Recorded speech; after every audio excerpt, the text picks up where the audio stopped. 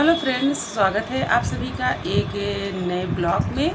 तो कैसे हो आप सभी? उम्मीद करती हूँ आप सब बहुत अच्छे होंगे एंड आप लोग की पढ़ाई भी अच्छे से चल रही होगी। तो जैसा कि यूपी टेट का अब एग्ज़ाम नज़दीक आ गया है, नज़दीक क्या कहें कि एकदम पास में आ गया है, जो 2, 3 और 4 जुलाई को होना है। तो किनका किनका 2 जुलाई को एग्ज़ाम है, आप लोग बताइएगा। किनका 2 को है, किनका 3 को है और किसका 4 को है, क्योंकि इस बार तो बड़े बदलाव भी हो गए हैं एग्ज़ाम में। तो आप लोग बताइएगा कि आप लोग का एग्ज़ाम किस डेट को है। तो मेरा तो 2 जुलाई को है और फर्स्ट मीटिंग मेरा एग्ज़ाम है, क्योंकि मेरा अपर प्राइमरी का है तो मेरा मॉर्निंग में है और 2 जुलाई को मेरा एग्ज़ाम है। तो आज पहली बार मेरे साथ, मतलब इस बार मेरे साथ ऐसा हुआ है पहली बार कि जो मेरे ज़िला से हटके दूसरे ज़िला में हमारा एग्ज़ाम है।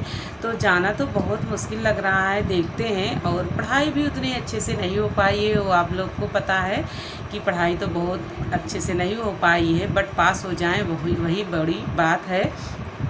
तो पहली बार मेरा सेंटर प्रतापगढ़ ज़िला में गया है और मैं प्रयागराज से हूँ।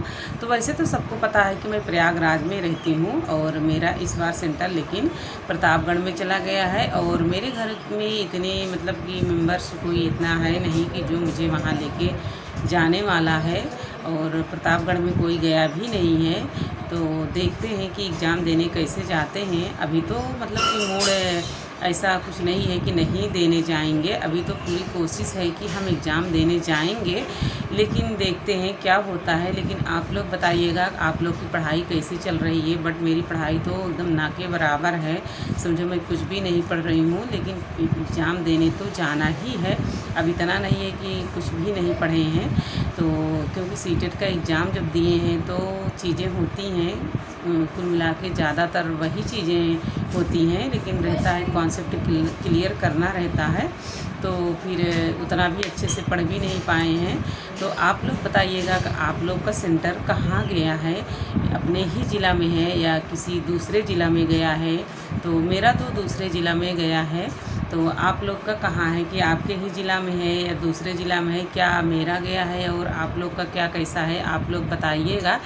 वैसे तो देखिए अपने ज़िला में होता तो बहुत अच्छा रहता है, क्योंकि यहाँ पे तो हम चले भी जाते थे, कहीं भी रहे तो ज़रूर मैं जाती थी एग्ज़ाम देने। एग्ज़ाम को मैं छोड़ती नहीं थी और एग्ज़ाम से बहुत सारी सीख मिलती है अगर हम एग्ज़ाम देने जाते हैं। तो देखिए अगर होगा या नहीं होगा वो अलग बात हो जाती है, लेकिन एग्ज़ाम देने जाना होता है तो जाना ज़रूरी भी रहता है। इससे आपको बहुत सारी चीज़ें देखने को मिलती हैं एग्ज़ाम हॉल में। तो छोड़ना नहीं चाहिए, एग्ज़ाम देने जाना चाहिए। तो बट लेकिन देखिए इस बार मेरे साथ क्या है कि मेरे यहाँ कोई है नहीं। तो देखते हैं कि एग्ज़ाम देने कैसे जाते हैं। और क्योंकि ससुराल में है और मेरे मायके में भी अभी इस टाइम कोई नहीं है, सब लोग बाहर हैं। और हमारे भाभी का ऑपरेशन हुआ है तो सारे लोग उधर ही साइड में, इधर भी कोई नहीं है। अगर आ जाते हैं अगर 1 जुलाई तक तब तो ठीक है, नहीं तो नहीं आएंगे तो हम कैसे जाएंगे, क्योंकि हस्बैंड भी रहते नहीं हैं। तो हस्बैंड के साथ तो मैं जा भी नहीं सकती हूँ, क्योंकि उनको इतना टाइम ही नहीं रहता है। और देखते हैं किसी को बुलाते हैं, अगर कोई आ जाएगा तो जाएंगे ही देने, नहीं तो फिर देखा जाएगा क्या कैसा है। तो फ्रेंड्स आप लोग लेकिन एग्ज़ाम देने ज़रूर जाइएगा और आप लोग पढ़ते रहिए, मैराथन क्लास देखते रहिए। तो और एक चीज़ मुझे और आप लोग के साथ शेयर करनी थी कि देखिए जब एग्ज़ाम पास में आता है ना तो इतना मतलब अंदर से हड़बड़ाहट होने लगती है ना, कि मैं सोचती हूँ कि ये चीज़ पढ़ लूँ, ये चीज़ पढ़ लूँ। क्या आप लोग के साथ भी ऐसे होता है कि नहीं, आप लोग बताइएगा। बट मेरे साथ होता है कि अभी हमारा कुछ भी नहीं तैयार हुआ है और पेपर भी लगता है कि नहीं अच्छे से निकल पाएगा, और बहुत सारी चीज़ें मतलब कि ऐसे ही चलने लगती हैं। तो क्या आप लोग के साथ भी ऐसे होता है? तो आप लोग मुझे ज़रूर कमेंट करके बताइएगा। और परिवार में क्या मेरे चल रहा है आप लोग को सब कुछ पता है कि कुछ अच्छा ठीक नहीं चल रहा है, कुछ ना कुछ आता जाता रहता है। तो बहुत सारी चीज़ें ऐसे चल रही हैं कि जो माइंड को मतलब कि भटका दे रही हैं, ध्यान एकाग्र ही नहीं हो पा रहा है और अच्छे से हम पढ़ भी नहीं पा रहे हैं, क्योंकि दिमाग कहीं और जब लगा रहता है ना तो मन नहीं लगता है पढ़ाई करने में। अभी तो पूरा ध्यान मेरा भाभी के ऊपर ही है, क्योंकि उनके पेट में भी तो ऑपरेशन हुआ है तो पेट में थोड़ा सा दर्द भी है और गैस भी है। तो नाक में ना, नाक के द्वारा उसमें पाइप डाली गई है ताकि गैस अच्छे से निकल पाए। अभी तो कुछ खा नहीं रही हैं, तो यही सारी चीज़ें देखिए चल रही हैं। तो मन नहीं लग रहा है। देखिए चाहे मायके में हो या ससुराल में हो या कहीं रिलेशन में हो, कुछ भी हो, अगर कुछ हो जाता है ना तो दिमाग फिर उसी पे चलता रहता है, क्या होगा क्या नहीं हुआ। तो वही मतलब बार बार पूछने की आदत सी मेरी लगी रहती है। मैं पूछती रहती हूँ क्या हुआ, अभी क्या है, अभी हालत कैसी है। तो फिर मन नहीं लगता है पढ़ने में। थोड़ा सा पढ़ती हूँ, जैसे 1 घंटे थोड़ा सा पढ़ी, फिर फ़ोन लगा के हाँ कैसी तबीयत है क्या। तो इस चीज़ चल रहा है फ्रेंड्स। तो मेरी पढ़ाई बिल्कुल भी एकदम चौपट हो गई है। पता नहीं मेरा यूपी टेट पास होगा कि नहीं होगा, हम नहीं बता सकते हैं कि क्या होगा।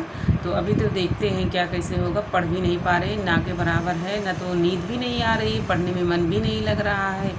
और जैसे सोचोगे अगर आराम से लेट भी जाओ तो मतलब कुछ मतलब कि जैसे मन ही नहीं लग रहा है एक जगह। तो फिर यही सब बेचैनी से इसे लगी हुई है और पढ़ाई भी नहीं हो पा रही, ना तो ब्लॉग शूट कर पा रहे हैं, ना तो आप लोग के साथ कुछ लाइव कर पा रहे हैं। कुछ भी नहीं हो रहा है। और कभी कभी तो सोचते हैं कि पढ़ाई ही छोड़ दें, अब कुछ नहीं होगा पाएगा। जैसे लगता है कभी कभी ना कि बहुत बोर हो जाते हैं किसी चीज़ को लेके। तो वही सारी चीज़ें चल रही हैं। अब क्या करें, अब देखते हैं आगे क्या होता है।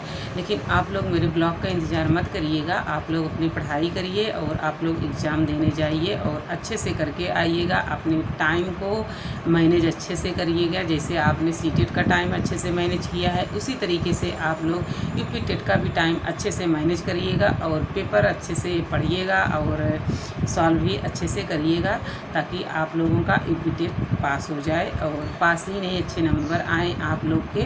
और इसी तरीके से आप लोग अपनी पढ़ाई अच्छे से करते रहिए। मिलेंगे किसी और वीडियो में।